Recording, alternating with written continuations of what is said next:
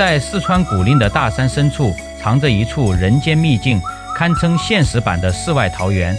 一座古朴又原始的茅草屋依山而建，隐匿于青山之间，门前溪流潺潺，四周群山环抱，方圆几公里都荒无人烟，彻底与世隔绝。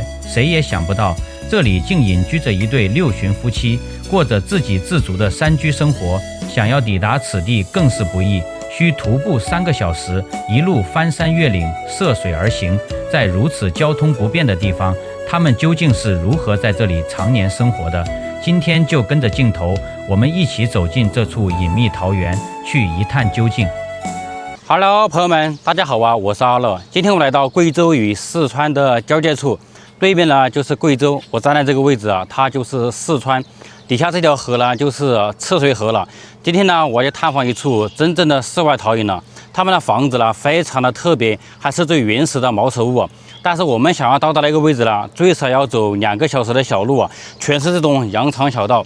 好，现在呢，我们就开始进去啊，看看到底是谁啊，至今还隐居在里面。这个路呢，它也是很陡峭的。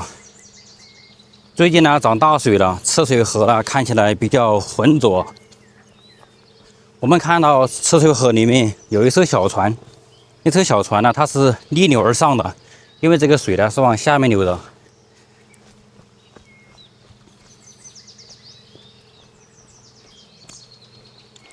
我们看前方这段路啊，是最险峻的，非常的陡峭啊！哎呦，我们要小心一点。这条路呢，就是那户人家他们进出的必经之路啊，非常的不好走啊。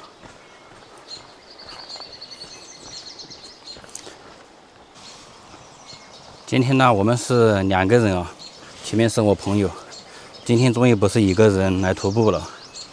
你们看赤水河，这个河水啊，非常的湍急啊，而且很浑浊。这里面肯定有大雨哦。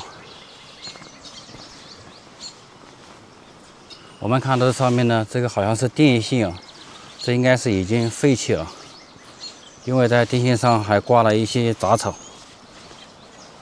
因为这底下嘛，我们走路的中途，以前呢也是有人居住的，但是他们呢已经搬出去了。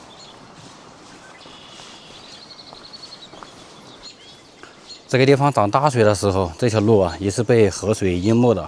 我们看边上这些树就能看出来。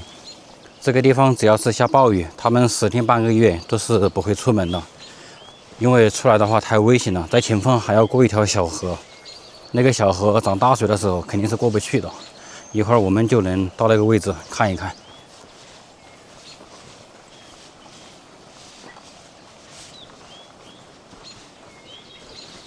所以说来这个地方徒步啊，一定要天气好的时候。如果那天有中雨到暴雨的话，最好是不要来。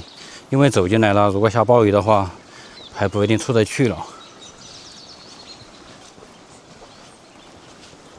哇，这个地方有很多湖底啊，5颜6色的。他们在这里干嘛？这个地方有什么吃的吗？好漂亮啊！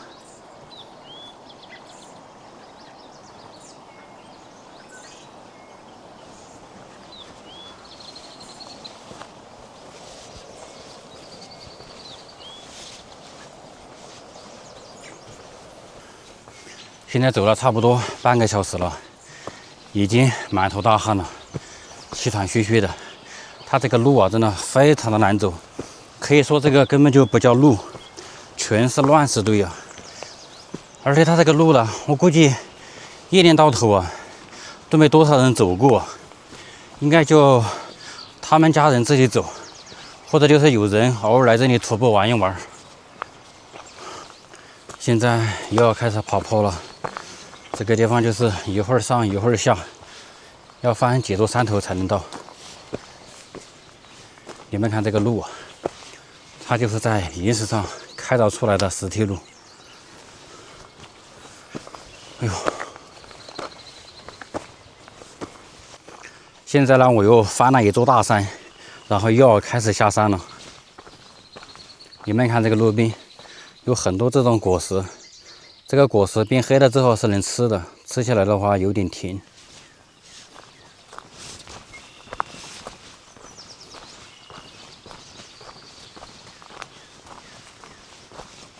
下面就是这条河了，我们要跨过这条河，然后从这边上去。这路边还有很多花了，这个花还挺漂亮的哦，黄色的。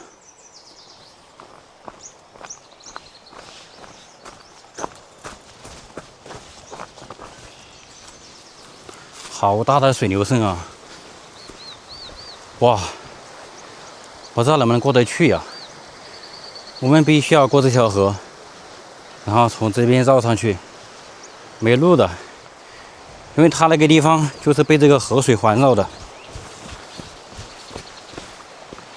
先下去看一看吧，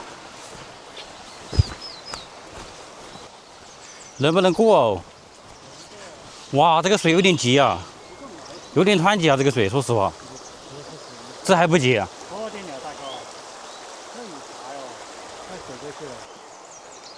我认为这个地方是过不去的啊，因为这个河水我感觉非常的湍急啊。但是他呢，他一定要过去。他说都已经走了1个多小时了，我们看一下能不能过去啊。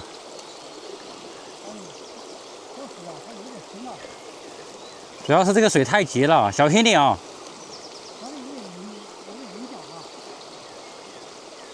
河水还是很冰的。哇，他真过去了。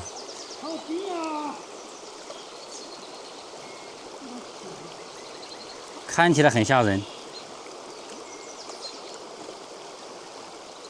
我也过去吧，不管了。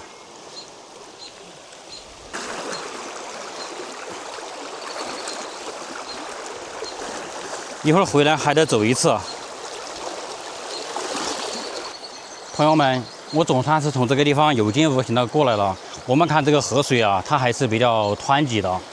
涨大水的时候，这个地方肯定是过不了的。我们来看这边的河床，涨大水的时候，这边都是淹没的，然后他们呢也出不去。住在这个地方虽然说是世外桃源了，但是出去说实话挺不方便的。好，现在呢我们继续出发，再翻过一个山头就能到那户人家了。刚才我们就是从这边走过来的，有一条小路，然后就在这个位置过河的。朋友们，我们终于到了，看到没有？茅草屋，非常的原始啊，这里太舒服了，真正的世外桃源了。我们看到一共有3间屋子。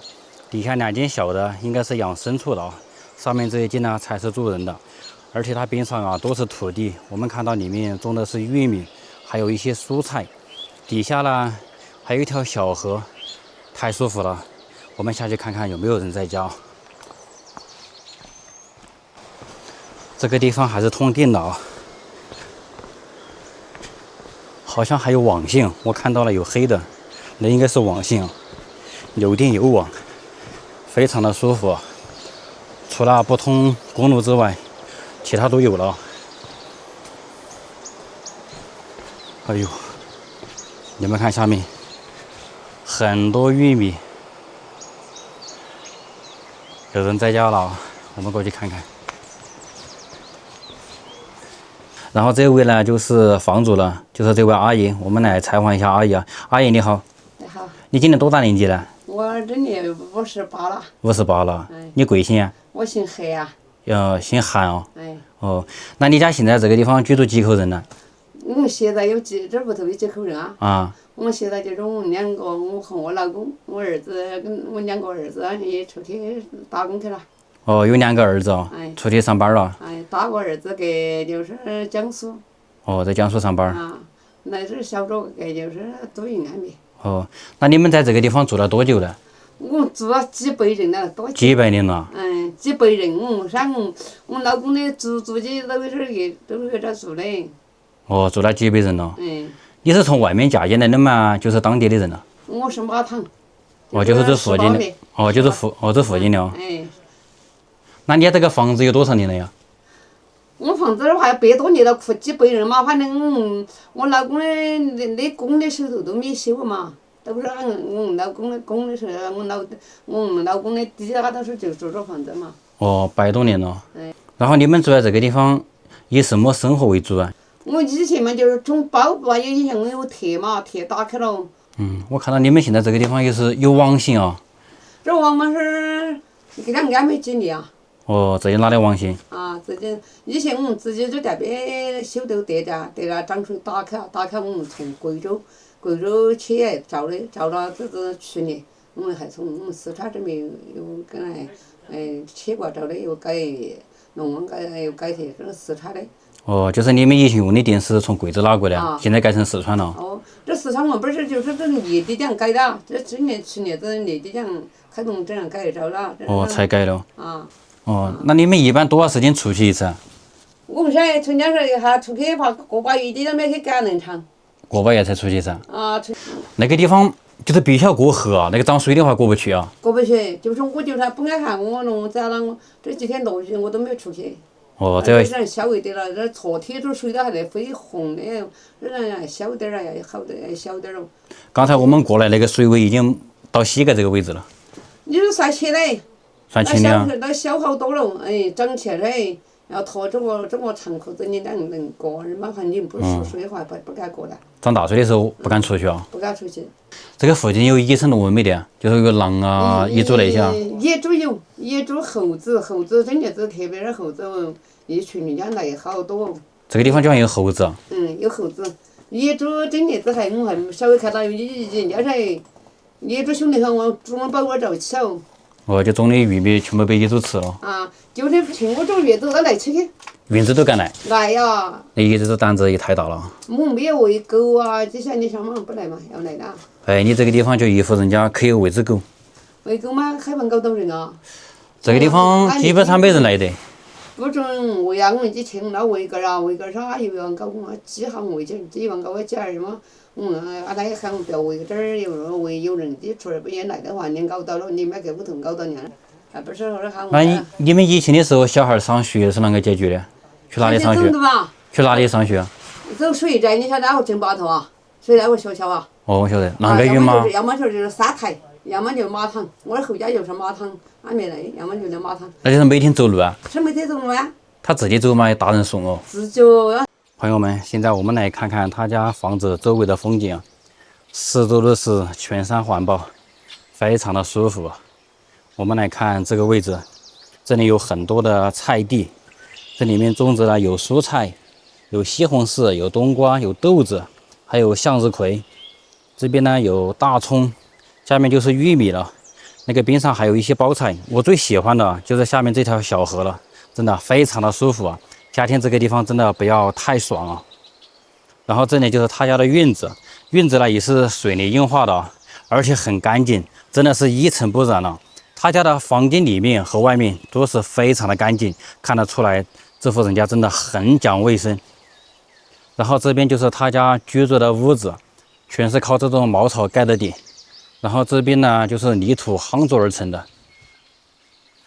这个是啥呢？这个应该是叫簸箕吧，它是靠那个竹子然后编制而成的。这个是用来晒稻谷啊、晒玉米的，就是用来晾晒东西的。这是一个风机啊，非常原始的工具，就是用来吹稻谷啊、玉米的那些壳。这边呢就是木房子了，也是他家现在居住的地方。然后这里就是他家的堂屋，你们看这个地上，虽然是泥土啊，但是一尘不染，太干净了。这边上有很多的玉米，你们看他家的屋子，这下面全是木房榫卯结构，已经被熏得很黑了，看得出来这个房子有些年头了。上面就是茅草盖的顶，它这个下雨是不会渗油进来的，非常的舒服。然后这边呢还放了几个簸箕啊，很大，有4个。它这个地方也是通电的嘛，我们看到这里有冰箱、有电饭锅，还有烧水的、电磁炉都是有的。生活设施还是一应俱全的，这里也是有电有网，就是没有公路，就出去的话比较麻烦，不通公路需要走路。然后我们再到这边来看一看。这里面呢就是他家的厨房了。我们看到这里还有几根竹笋呢，刚从外面拔回来的。这里有2口水缸。哎，这个位置是干嘛的呀？用这个鹅卵石给它堆起来的。这看起来像是坟啊，但是在房子的旁边，这个也很正常吧？在农村的话，房子旁边有自己家的坟还是挺多的啊。这个已经见怪不怪了。它这边呢也是从下面河里面捡起来的鹅卵石给它垒起来的。他家厨房这个位置也是泥土夯筑起来的。这边也是有一块菜地啊，里面种的是玉米。这个应该是坟哦。这下面呢就是养家禽牲畜的地方，也可以作为厕所使用。在农村嘛，就是养猪的地方就是厕所嘛。然后这里呢还有一个耕地的机器，这个呢也是靠人工给它抬进来的。这也是茅草盖的底。然后下面这里呢还有一间，这个呢也是养牲畜的。你们看这里还喂了几只鸡，这个鸡看起来好肥啊，一共有6只，这里还有1只，5只母鸡，1只公鸡。这下面也是茅草盖的底。然后这边就种植的是玉米了，这边上还种植了一些豆子，然后给它插上这个竹竿。这边搭了一个棚子，哦，这边是他家养牛的地方。这里还有一棵橙子树了，他家养了2头牛。这边就是简单的搭了一个棚子，用来养牛的。牛哥你好 ，Hello， 这好像是母牛，2头都是母牛。你看他家的牛圈也是不是特别的干净？我们再来看看这边啊。你好啊，2头大母牛。这边堆放了一些玉米杆，这个就是用来喂牛的。这个机器呢，应该就是用来打这个玉米杆的，给它打碎了之后再用来喂牛。你们看，这里就是电线杆子，这个地方就能下到河底了。我们再到边上这里来看一看，他家的玉米地啊都是围起来的，因为他家养的有鸡嘛，怕鸡跑进去把那些玉米啊，把那些嫩芽给它吃掉了，非常的舒服啊这里。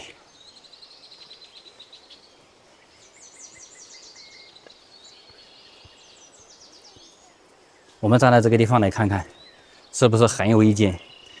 你能想象到吗？现在我们居然还能看到这种非常原始的茅草房，这个地方可以说是独一无二吧。哎，阿姨，我看到你家后院有个山洞，是做啥子的呀？他也还做这土灰就行嘛，还多。哦，多土肥了。啊。哦，怪不得我说挖一个山洞做啥子？啊，那些挖了，老子那些挖了。哦，老又被挖了。啊，老又被挖了。哦。现在我们去他家后院看一看啊。听说他家后边有一个山洞，我们过来看一看。他们的祖辈挖的，用来躲避匪患的。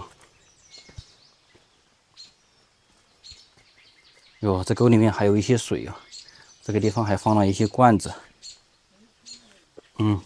就在这个位置。